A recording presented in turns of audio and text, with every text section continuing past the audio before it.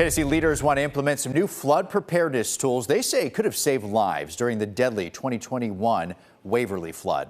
The Tennessee Department of Military requested $5 million from the state to develop this system, which is a network of weather stations that collect real-time weather data in every county. News 2's Tori Gessner explains why some believe it could have made a difference during the Waverly flood.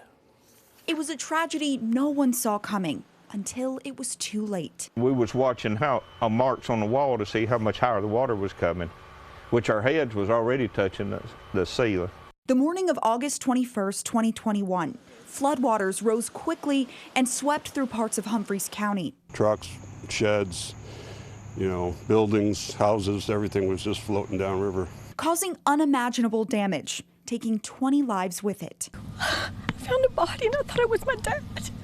And I fell to my knees and just prayed to God it wasn't. But what if lives could have been saved with an earlier warning?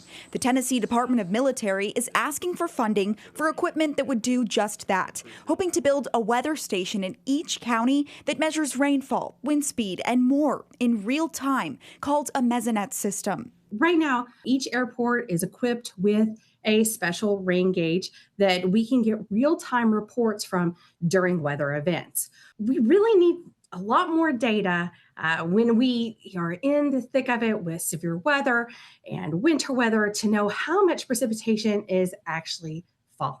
The National Weather Service of Nashville's meteorologist in charge, Chrissy Hurley, was working the day of the Waverly floods, relying on a volunteer who was measuring rainfall every hour and sending the data back to the office. That was so much rainfall in such a little time.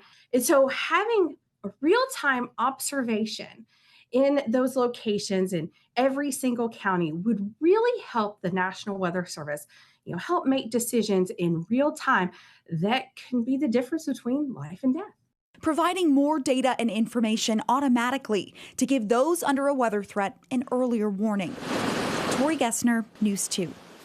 That $5 million request would also go toward creating new flood models for every county by studying how water moves through each area. Now, these could potentially replace the 100-year and 500-year floodplain maps that many say are outdated and inaccurate.